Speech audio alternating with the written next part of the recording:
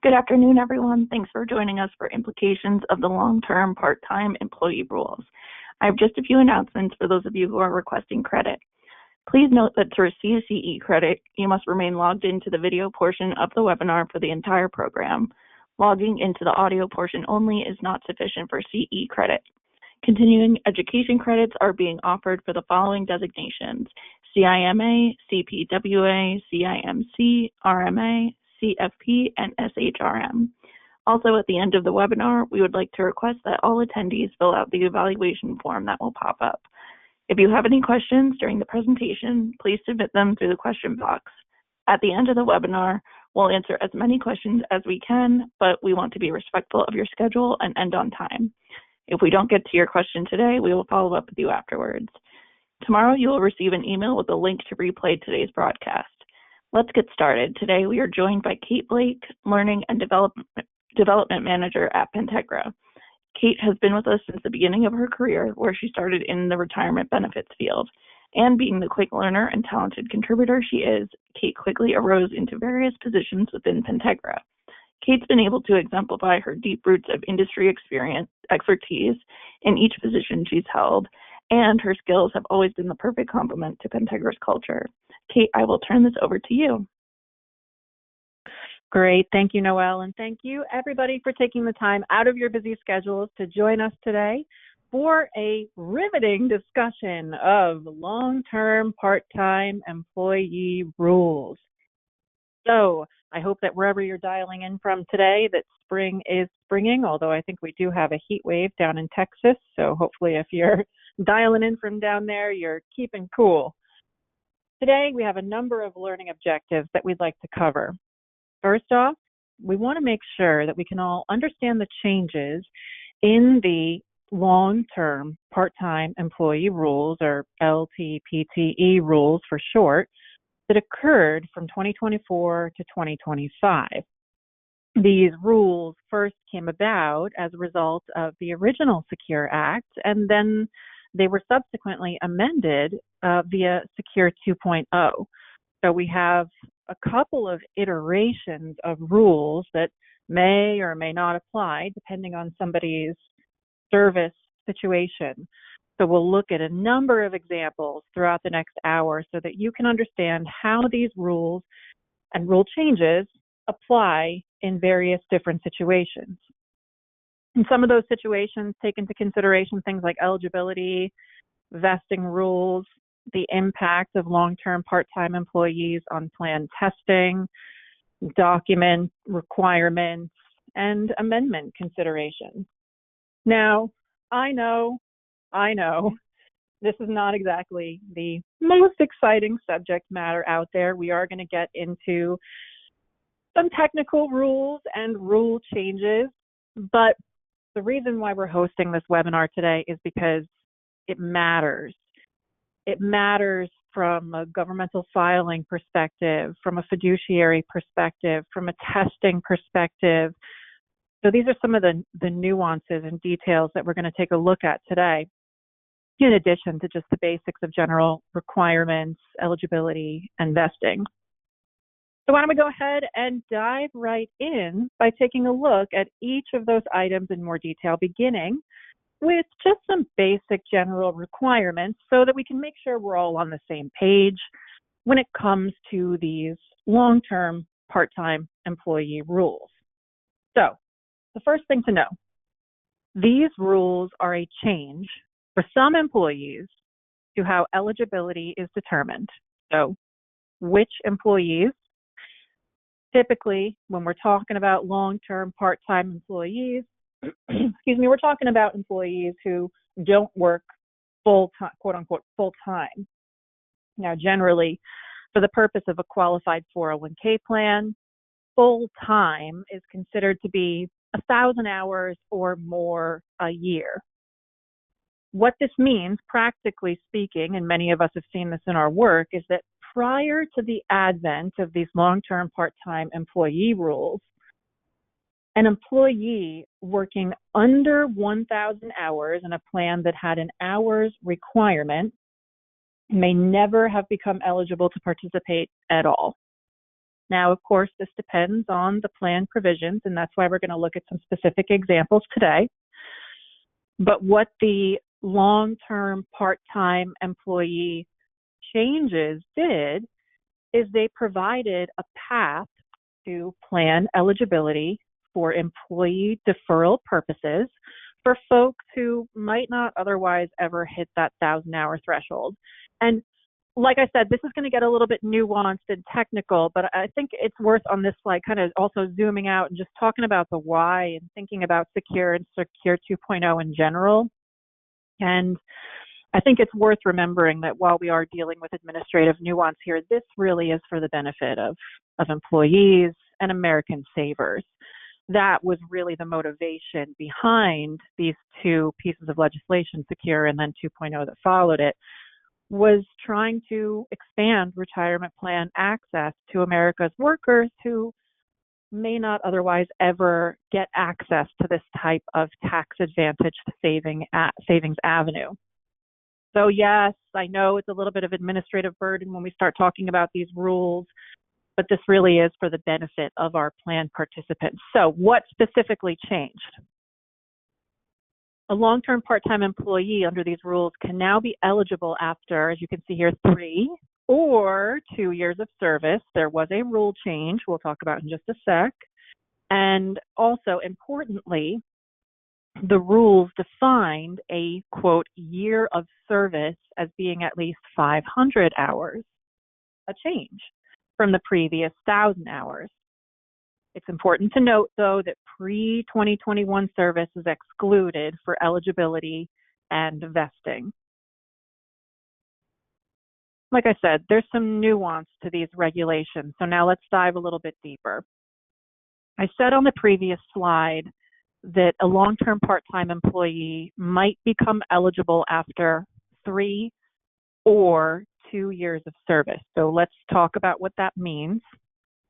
If the long-term part-time eligibility did not occur by 2024, then pre-2023 service is excluded for eligibility and vesting purposes. And then as of 2025, only 2 years of service are required. Now, that's the whole reason I gave the spiel on the last slide about this is for the benefit of employees, because here too, this can add some hiccups to retirement plan administration and particularly the determination around eligibility, especially with the rule change here. But the reason why it was done, this rule change was brought about to bringing the eligibility requirement down to 2 years. This happened with Secure 2.0, which was the second iteration of this comprehensive retirement plan package, again, under the banner here of expanding access. But we don't want to just open this up willy-nilly to everybody because there are implications of this from an administrative standpoint, right? Like if we have more people coming into the plan, it's especially if it's a high turnover industry, we don't want to have a revolving door of temporary employees coming in and going because that can create an administrative headache. So, as you can see in the third bullet point here, it's also important to know that the long-term part-time eligibility rules require attainment of age 21, regardless of plan provisions. If you're going to come in under these LT PTE rules, you've got to be age 21. So that cuts down on some of the administrative headaches that could exist, for example, if it was an industry that frequently hired, say, college students. And also, it's worth noting that these long-term part-time employee eligible participants are only eligible to make elective deferrals out of their own paycheck, with some nuance and exceptions that we'll talk about a little later during this webinar. But broadly speaking, this is really just for employee contributions.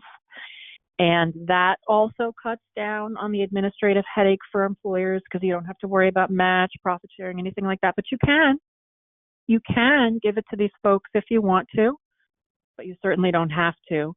And that also cuts down on any cost commitment for employers, which may be a reason why some of these folks may originally have been excluded by virtue of the 1,000-hour rule in the first place.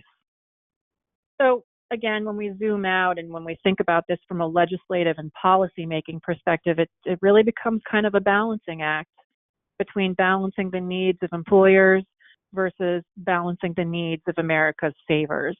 So this definitely expands access for this historically excluded group, but it still has those guardrails and parameters in place so that we're not necessarily just willy-nilly opening this up to everyone. Now, that brings us to our first polling question. How many hours of service are required under the new LTPTE, it's like a tongue twister, say that 3 times fast, rules? A, 100, B, 500, C, 1,000, or D, no hours are required? The polling question should now appear on your screen. This poll will be available for another few seconds for anyone who's yet to select an answer.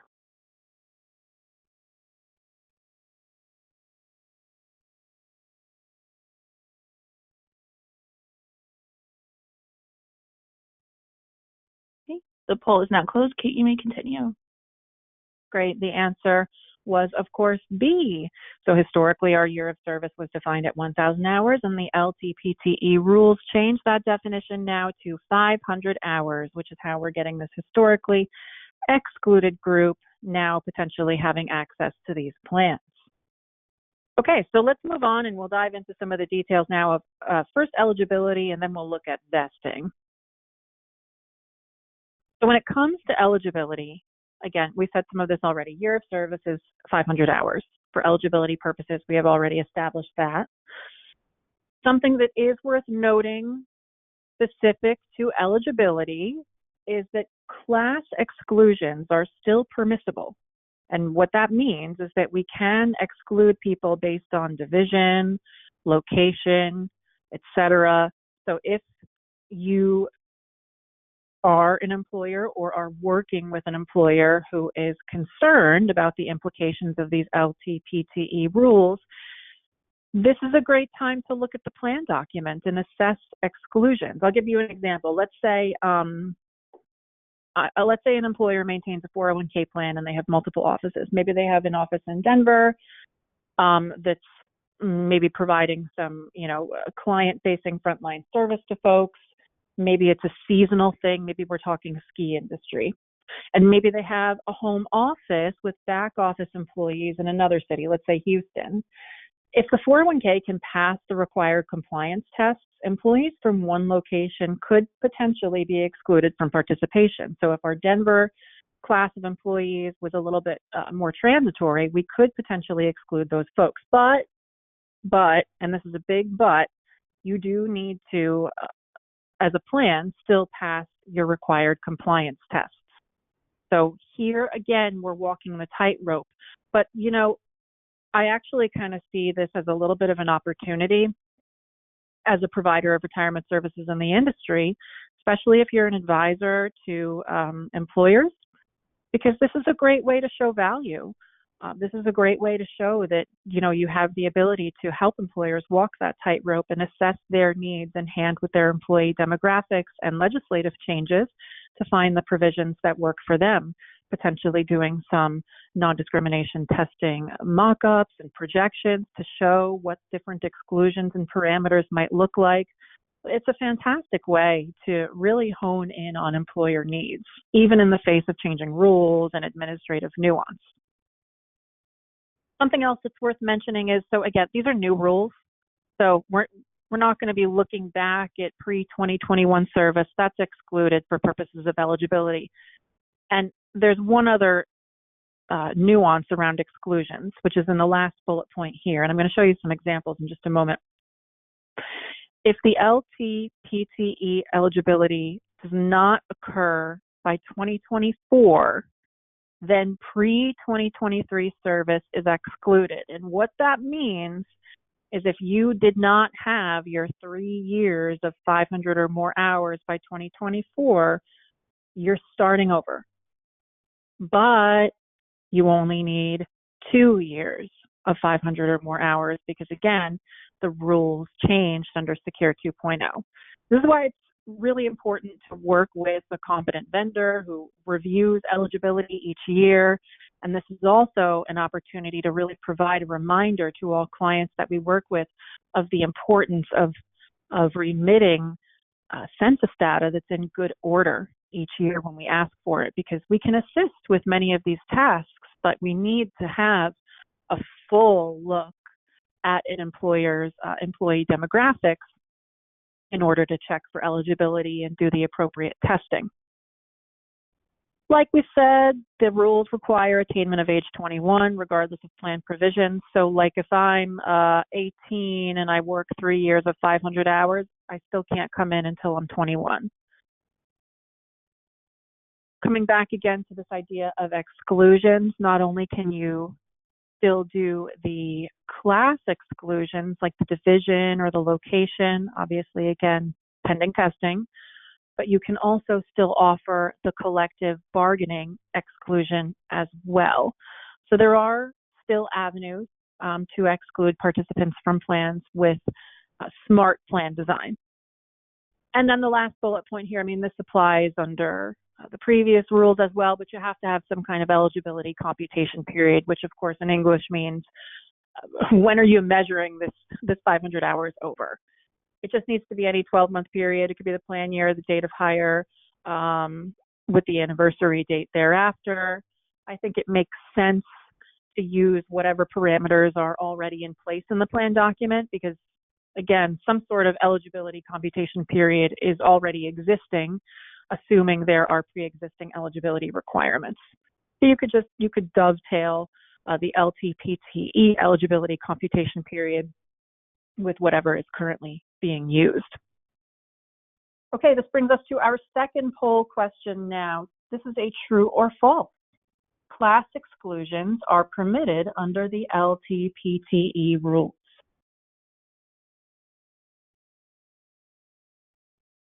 The polling question should now appear on your screen.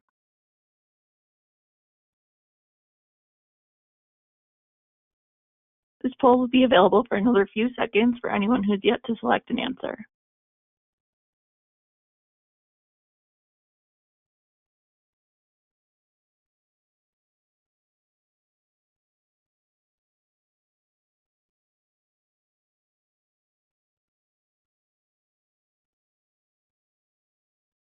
The poll is now closed. Kate, you may continue. Thanks so much. And yeah, we just said it a minute ago. True. So we still can, even though we have to let many of these folks in, we still can exclude based on class, division, collective bargaining status, etc. So let's now turn our attention to a couple of examples as they pertain specifically to eligibility, because like we said, there's a lot going on here. So there's whatever eligibility parameters are presently in place in the plan. Then there's the LTPTE rules, which, as we said, kind of take two forms based on whether or not you met the requirements prior to 2024. So let's look at some examples to cover all those scenarios.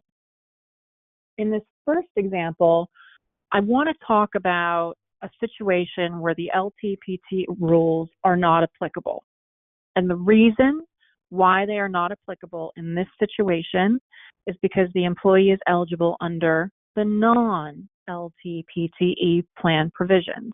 What do I mean by that? Well, like we said, under the present LTPTE rules that are in place today, you need at least 2 years with 500 hours or more.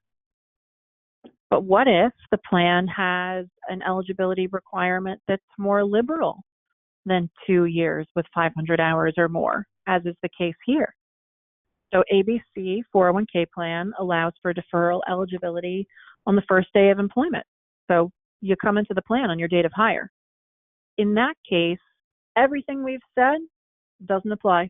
No LTPTE rules apply, and just the standard provisions of the plan as they are set forth in the document apply. Then we've got another example. So in the previous, these are similar. In both situations, the LTPTE rules do not apply because the eligibility parameters in the plan are more liberal.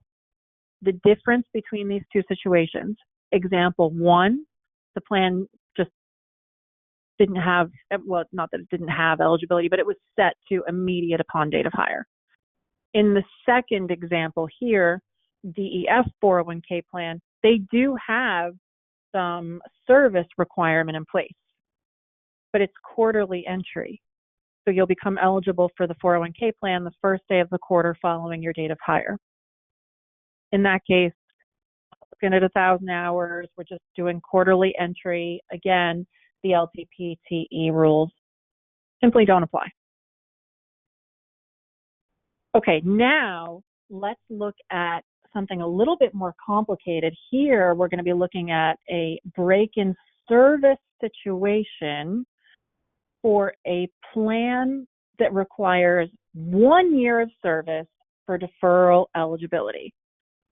So here we've got a number of concurrent situations happening at once. The plan's eligibility requirements say that we need to have 1,000 hours to come into the plan to be eligible to participate. So, okay, so let's look down at employee A's service record. We can see from 2023 to 2026, they never had 1,000 years, or 1,000 hours, excuse me. So right off the bat, we know they're not going to meet the regular eligibility requirements. Okay, so then thinking about the LTPTE rules, they did not have 3 years with 500 hours by 2024, so they have to start over now. Also, they had a break in service.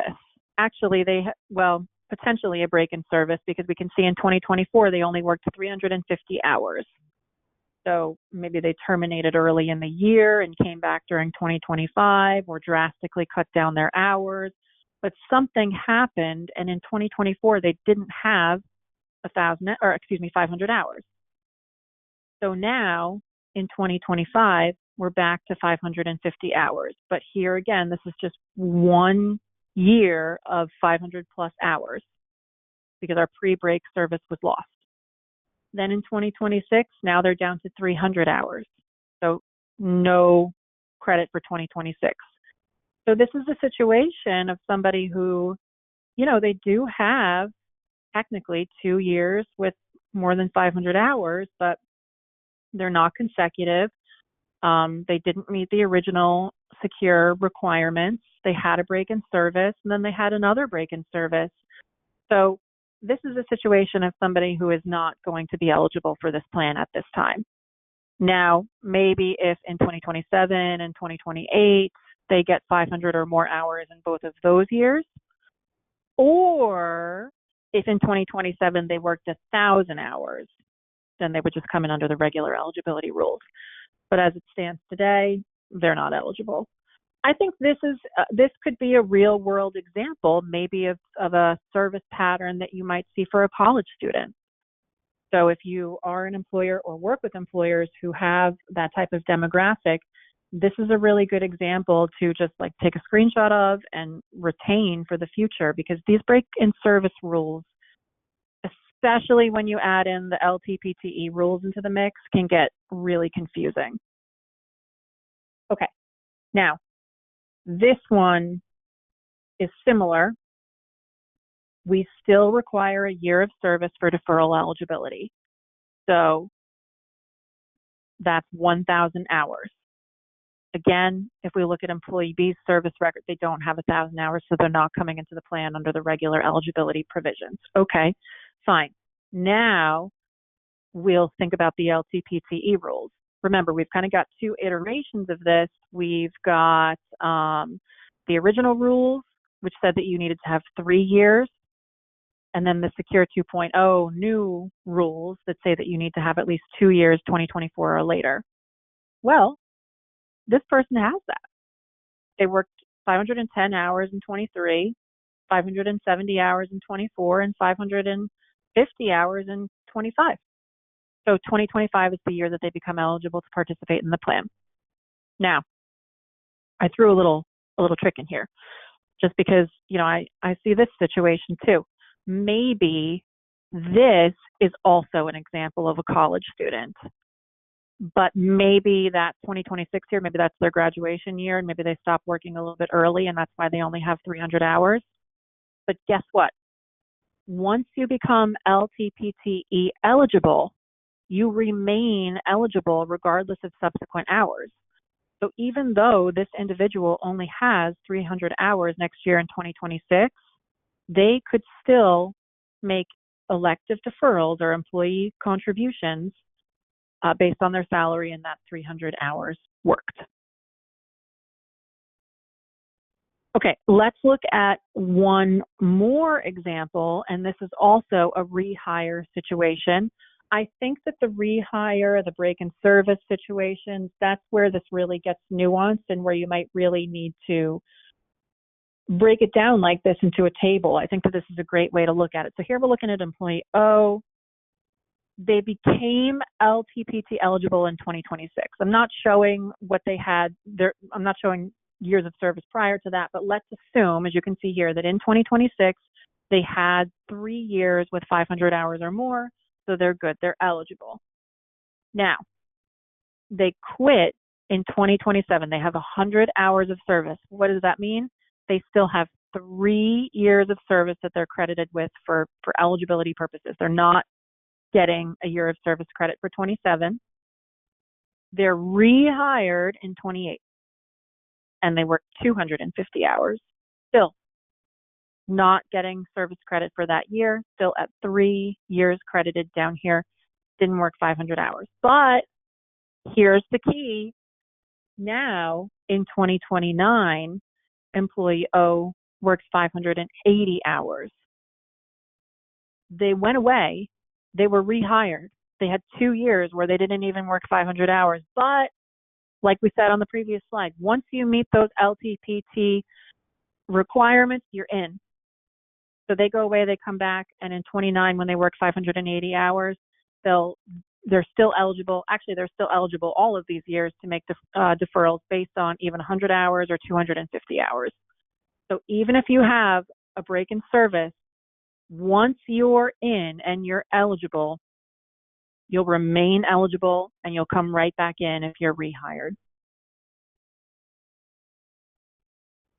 Okay, another example here of somebody who did not, whose pre-2023 service is excluded. So here we have a situation. This is somebody who was employed in 2020 and worked 510 hours, but that service is excluded. Why? Just that is the way the original parameters of the Secure Act were set up. We're only looking prospectively with regard to service. And again, I mean, zooming out, I remember when the original Secure Act was passed, I don't want to put words into legislators' mouths, but I imagine they probably didn't look back at this service because it probably would have added too much administrative headache for employers. So again, we kind of come back to that idea of just walking this very thin line, balancing the needs of employees versus employers, because this, unfortunately, does not work in the employee's favor in this situation because our service is excluded here. But, you know, it's a benefit to employers because it would have just been such a headache to have to go back and look back at pre-Secure Act service when, frankly, many employers may or may not even have had detailed records or retained those detailed records. So as a result, we're starting now with counting our 500 plus years of service in 2021 post-Secure Act, and this is year 1 for our LTPTE rules. But again, we see this so often in the case of college students, seasonal employees. Maybe they'll just be right around that 500-hour mark because in 2022, here they work 450 hours. They do not get any eligibility credit for this year, unfortunately. Then in 2023, they pop back up above that 580. But unfortunately, because they weren't eligible before, now we're back at 1 because this was in 2021. And remember, the rules changed. So if they have over 500 hours or had in 2024, then they would have had the 2 years that they needed. And well, actually, that's not true because the rules changed again and we're looking 2024, 2025. So they could come in 2025. The bottom line here, I think, is plan design is really important. This is not only a rocky road for employers in managing this and tracking this and figuring out, does this year count, does this year not count?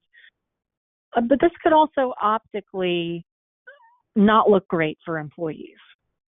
And I think it's worth, this employee, maybe they thought they were going to come in and they dipped below just by 50 hours. And now all of a sudden they're starting over.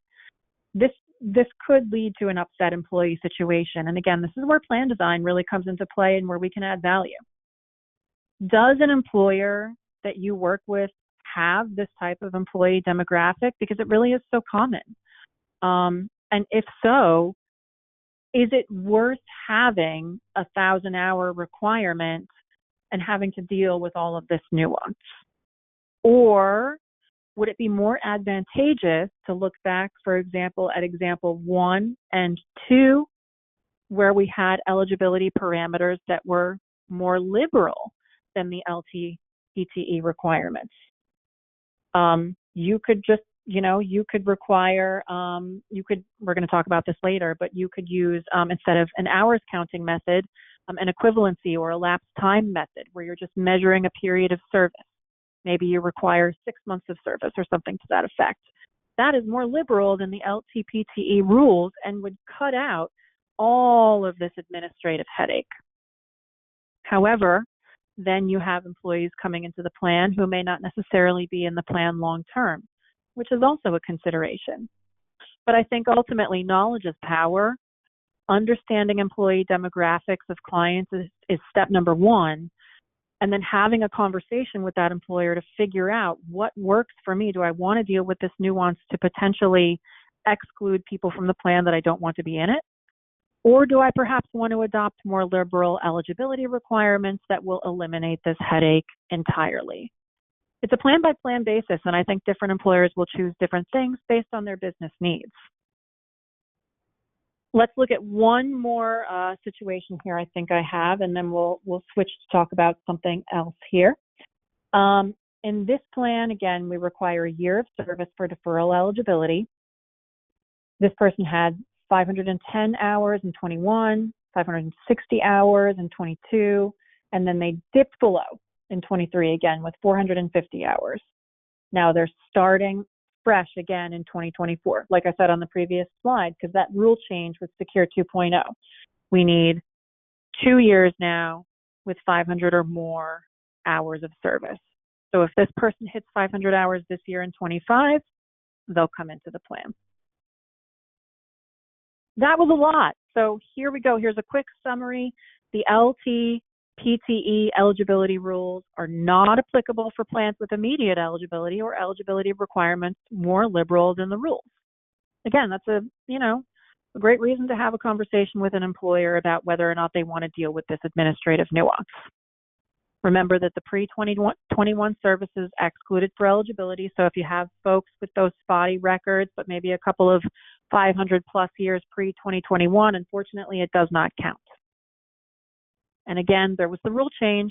So if eligibility doesn't occur by 24, then our pre-23 services excluded. This, as we move forward, is going to become less of an issue. This, I think, is really kind of the last year, maybe a little bit next year for those with spotty work records, but this will be an issue. Going forward, you need 2 years of 500 plus hours. So if somebody is hired in 2025 and works 500 in 2026 and works 500, they're good. But these years where we kind of have the transition years and the service mix, these years are where it's a little bit complicated and where it's really advantageous to lay out that service grid like we did in the examples.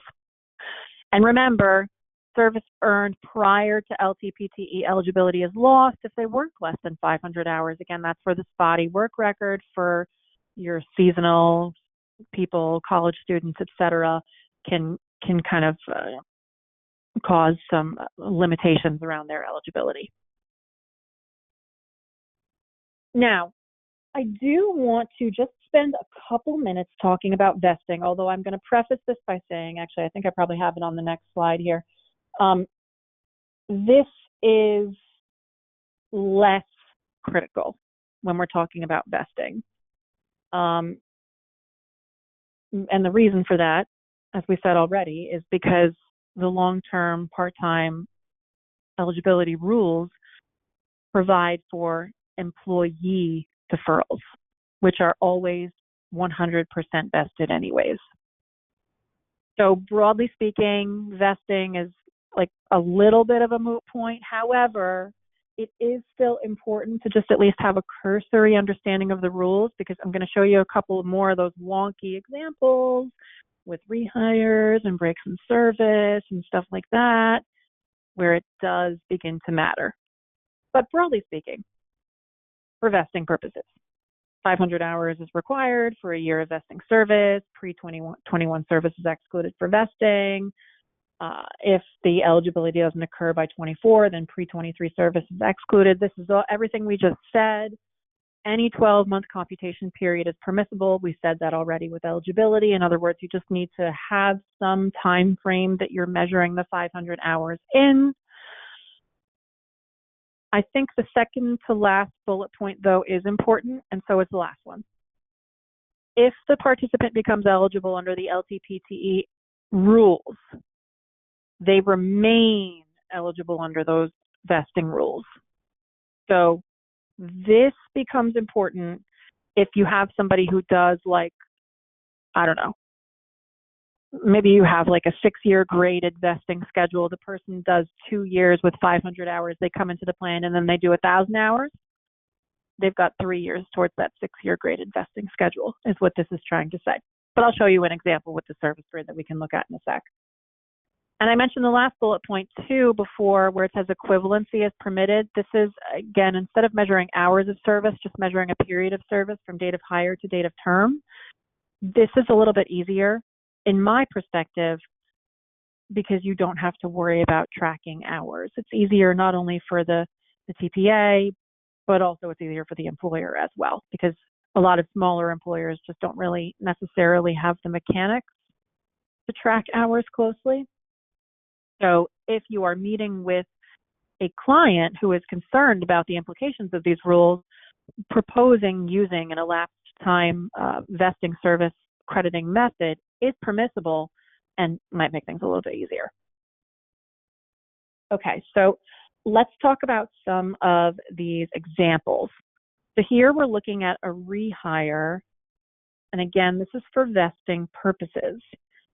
So they had over 500 hours in 21 and 22, but remember, our 21 service is excluded. And then we had a break in service in 2023 where we only worked 450 hours, so that year doesn't count. And then in 24, when we come back with 580 hours, now that's our year one for vesting again. Why? I want to flip back one slide because I think this is a very important nuance. Look at this second to last bullet point again.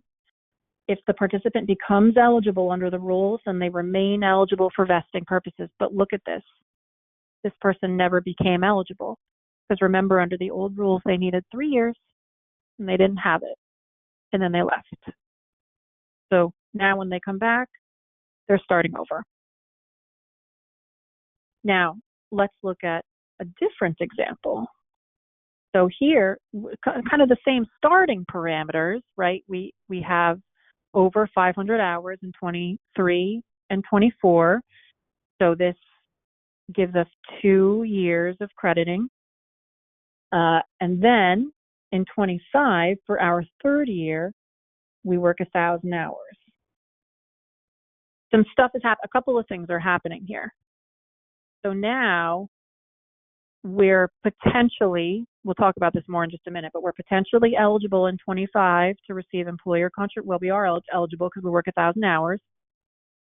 And then also in 26, even though we drop back below 580 hours and the plan requires 1,000 hours a year for vesting credit under the regular rules, you would think, well, we didn't work 1,000 hours. and we did the last year, so would we still get service credit? Yes, you would. Because, again, I'm just going to flip back one more time. The second to last bullet point applies again. This person became LTPTE eligible under those rules. They remain eligible under those rules. So what that means is that this person now has 4 years of vesting service because they're still eligible under the 500-hour LTPTE rules. So breaks in service can be complicated. It can also be complicated in this example where you have somebody pop back up above the 1,000 hours and then dip back down below because they still keep those prior years for vesting service as long as they were initially eligible. That's really the key there. All right, so let's now talk about employer contributions. So at this point, eligibility and vesting are really the two main considerations when we're talking about the long-term rules. But it is important to look at employer contributions, things like testing, the Form 5500, and plan document considerations. So let's spend our last 20 minutes or so talking about those topics. In general, a sponsor can, as we said already, limit LTPTE participants to deferrals only. So that means no match, no discretionary, no profit sharing. They don't have to make that. With one exception that you can see here in the second bullet point, so simple 401k plans must provide any applicable match or discretionary to LTPTE eligible folks. So that's a little bit, I suppose, of a restriction when it comes to the simple plans. It's probably important to let any clients know that you work with who sponsor these plans that they still must offer the employer contribution. But for other plans, typically by default, with limited exception, it's just deferral only. So what is the limited exception? Safe harbor plans. So if you have a plan that's using a safe harbor plan document, it must affirmatively exclude LTPTE participants from employer contributions. Once somebody, though, or if I should say, they satisfy the non-LTPTE rules, like, again, you need 1,000 hours or whatever it is, then you have to make the match or non-elective or whatever the employer contribution is for them.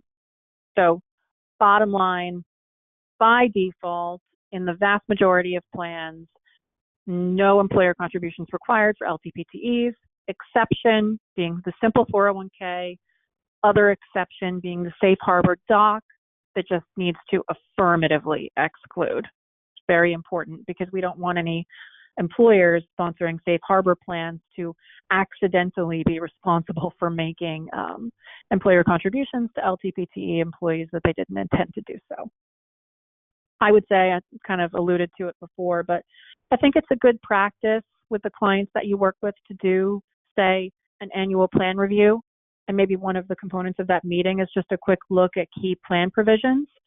Obviously, the focus of today's meeting is long-term part-time employee rules, but Secure and Secure 2.0 really had a lot of implications on documents and provisions, from this to Roth to all sorts of other rules. So I think it's really, especially this year with so many changes afoot, really worth doing that annual plan review and maybe diving a little bit deeper than you normally do. So let's look at an example here. So we have an LTPTE participant. They satisfy the regular 1-year eligibility at some point. So let's see. So they had 500 hours, 510 and 23, 560 and 24. So now they have 2 years. In year 3, they work 1,000 hours and they become LTPT eligible. In year 4, they continue to work 1,000 hours and now they're regular eligible. So what this means is that in these 3 years here, well, no, actually, in this year here, I should say in 2025, this person was eligible to make contributions of their own money into the plan, but not receive match. But in 26, Now they've got a year with 1,000 hours and they satisfied the regular eligibility. Now they can get a match. And like we said with the vesting stuff, they still retain those prior years where they worked between 500 and 1,000 hours for vesting purposes. So they have 4 years of service for vesting. Again, this type of situation is the situation really where the vesting comes into play. Okay, it's time for poll question number 3. The LTPTE requirements mandate what type of employer contribution? Safe harbor match, B, top heavy minimum, C, employer non-elective, or D, no employer contribution is required. The polling question should now appear on your screen.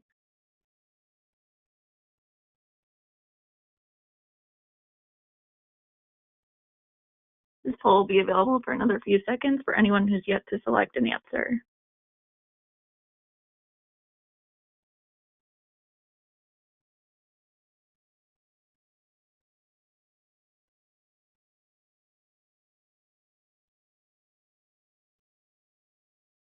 Okay, the poll is now closed. Kate, you may continue. Great. And it is D.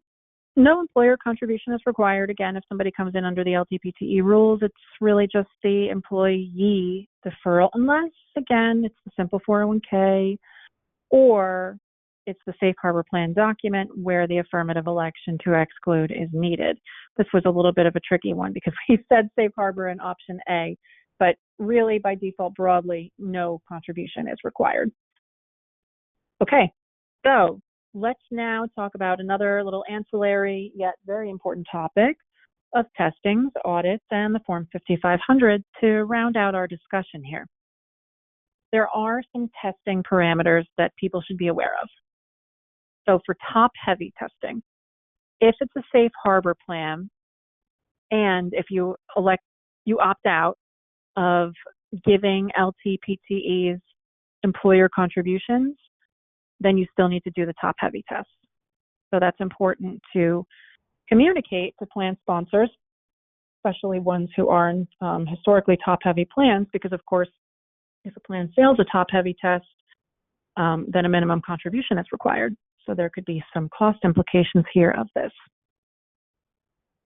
Then with the ADP ACP test, if it's a safe harbor plan and the LTPTEs don't receive employer contributions, then they are disaggregated and tested under the ADP ACP rules. So there are implications to multiple tests here. And this is another reason why we may just want to have a discussion with plan sponsors about, what are their intents? What are the employee demographics like in this plan? What is turnover like? How often do you have these people who are kind of floating out there previously under the old rules, not meeting the eligibility requirements? Because it's going to impact testing. And again, this is where if we can offer up things like testing mock-ups and consulting services around optimal plan design, we can level up beyond the competition and really not only set ourselves apart as industry vendors, but also help employers really structure these plans in ways that work for them.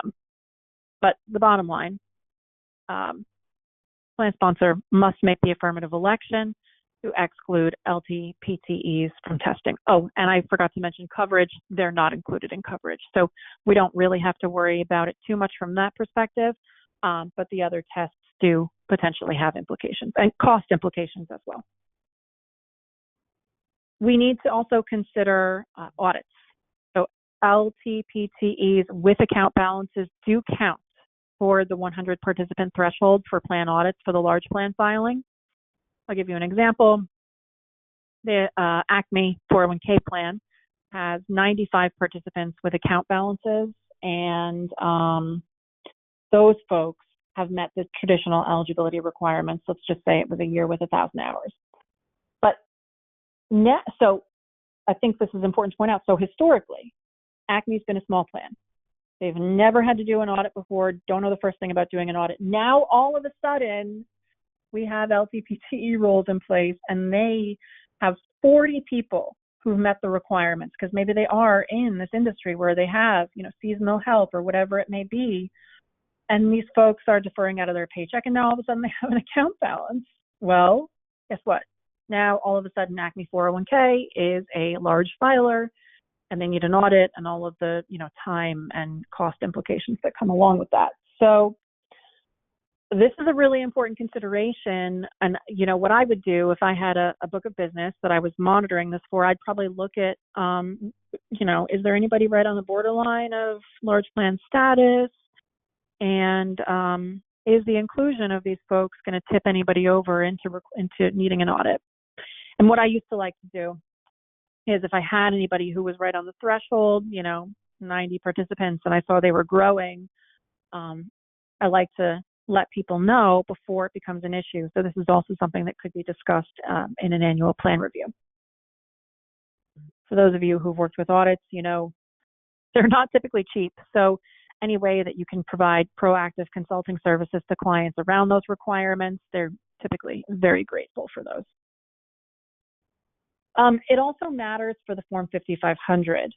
So those participants with account balances are not only counted towards the audit, but also just for purposes of the Form 5500. So they are included in that participant count. And that, again, that's what bumps you over into that large plan filer status. We should also just spend a couple brief minutes talking about plan documents and amendments. Under these rules, most plans must be amended by the last day of the 2026 plan year. So we still have quite a bit of time for amendments. But in the meantime, plan sponsors there's a couple of pieces of information that sponsors can rely on. There's the proposed regs, as noted here, which were released in November 2023. But subsequent to that, we also have Notice 2024-73, which is an FAQ, an IRS FAQ that talks about basically like all the things we looked at today. So real life applications and examples of rehires, breaks in service, people who subsequently met the regular requirements. It's really a great and pretty readable document. Again, it's Notice 2024-73. Definitely recommend giving it a cursory look. And also, not to plug myself, but I'm going to anyways, I am hosting another webinar next week. I believe it is next Wednesday at 2 p.m. It is a Pen Talk, and the focus is specifically on IRS and DOL communications. So we're actually going to be talking about Notice 2024-73, along with all the other notices that have come about as a result of Secure and Secure 2.0, in addition to the various types of DOL guidance and final rules that are relevant and important to know about. So if anybody's interested in learning more about how to interpret IRS and DOL guidance, please feel free to register for that webinar. It is on the Pentegra Expertise section of our website. It's like a little drop-down menu, and I think there's a link for videos. So would love to see you on that webinar as well to learn more. And this brings us to our fourth and final polling question here. When must LTPTE plan amendments be adopted?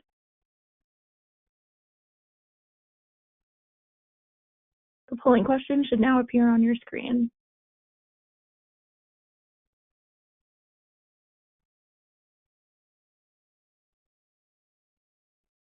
This poll will be available for another few seconds for anyone who's yet to select an answer.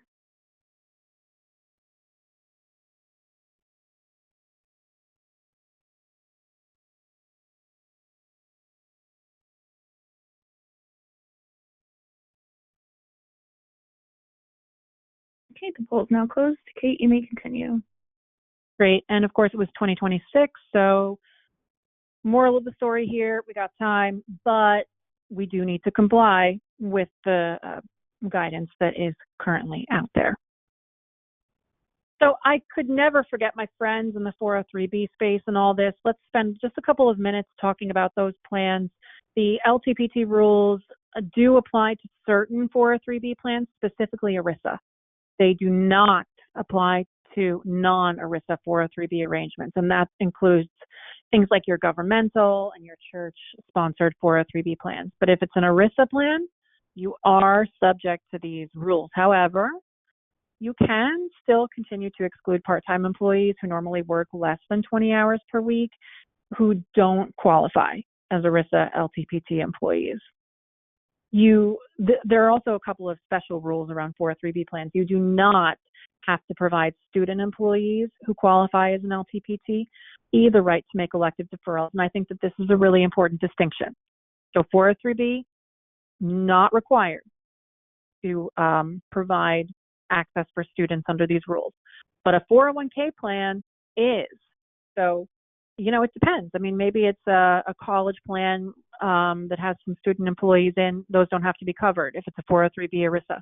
But if it's a 401k plan, like I mentioned before, and maybe they have student employees, it's like a tourism industry or something like that also frequently uses student employees, different rules. So it's important to understand that distinction and also be aware that there are some additional implications with regard to 403B plan testing and LTPTE folks. And same with 401k plans, so the rules don't apply if there's more liberal eligibility requirements. Again, I just think it's such a great time to review this with employers. Same with 401k. If you're first eligible under the rules, you remain eligible. And if you leave after you were eligible and were rehired, then you do retain those years of service. All right. Well, that brings us to the conclusion of our prepared deck today. Noelle, did we get any questions in the chat box I can answer for folks? Yes, we do have some questions. First one is, if the plan doc excludes seasonal employees and part-time employees, employees that meet LTPTE requirements are still excluded as long as plan passes coverage testing? I believe that is correct, but I think that in every situation when you have specific exclusions, you'll want to just look at the plan document and review it and just make sure that it's compliant with the regs. And for that, actually, I do think that that IRS guidance is going to be really helpful because it has a lot of specific examples in the FAQ of those exact situations. So you can pull it up, find the situation that specifically applies to you, and find out straight from the IRS whether or not it applies in your specific situation. Great, thank you. We've got another. The 2 years with 500 hours is consecutive years. If employee terminates 1 year and is rehired the next year and they work 500 hours in both, will they meet the LTPTE requirements? If they did not meet the LTPTE requirements before termination, then they do need to start over after they come back. But if they did meet the requirements and terminated and then came back, then they would come right back in. So whether or not they come in depends on whether or not they met the eligibility rules before they terminated. Awesome, thank you. I've got another one. Can a safe harbor plan be amended mid-year to exclude LTPTEs? Oh my gosh, you know what? That is an interesting one, and I have to be perfectly honest, I don't know the answer offhand. So can we follow up with that individual offline? I'll check with our legal team after this call. Absolutely. And then how about, what if someone works a summer in college and comes back after graduation? I think you covered a little bit of this. Oh, yeah. So in that situation, I really think it's going to depend on whether it's a 401k or a 403b plan. So like we said, if it's a 403b plan, you can exclude the student employees, and then it's kind of a non-issue. But if it's a 401k plan, again, it kind of comes back to the rules before, where if they met the requirements and came in and then were rehired, then they'd come back in. But if not, same as like what we said before, yeah, then they'd have to start over. Great. And then lastly, can you talk more about how the long-term part-time rules might still apply even after someone joins the plan? Yeah, that's an interesting question. So I think that there are a couple of situations in which it can apply, but the big one, I guess, that really jumps out to me is the example that we gave around vesting. So, and it's funny because the vesting rules for LTPT usually don't apply at all because, again, it's usually just employee deferrals. But if you become eligible under the regular rules, the prior LCPTE rules still apply. So that's one example of when those rules could still apply even if somebody's met the regular requirements. That's a good one. Okay, great. Well, that is all the time we have. Thank you, Kate, and everyone who attended today's webinar. Any questions we did not get to, we will follow up with separately. And as a reminder, please complete the survey questions that will pop up on your screen in just a minute. Everyone have a great rest of your day.